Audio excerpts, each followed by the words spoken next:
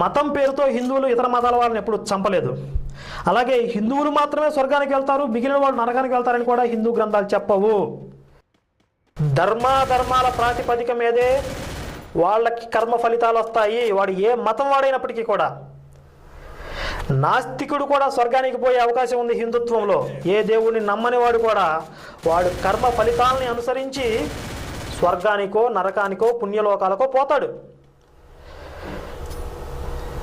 అంటే ధర్మం ప్రధానం తప్ప ఇక్కడ మతోన్మాదం కాదు. అంటే హిందుత్వం అనేది మతోన్మాదం కాదు. కొన్ని పాషాండ మతాలు ఉంటాయి, నా మతమే ఉండాలి, ఇతర మతాల వాళ్ళందరినీ చంపాలని చెప్పేది మతోన్మాదం. ఈ మతోన్మాదం అనే పదానికి అర్థం తెలియక ఈ విజయ్ కుమార్ లాంటి అజ్ఞానులు ఇలాంటి పిచ్చి ప్రలాపనలు చేస్తూ ఉంటారు. కనుక భారతదేశం లౌకిక రాజ్యం అనేది 100% అందరూ ఒప్పుకుంటారు. అయితే లౌకిక రాజ్యాంగా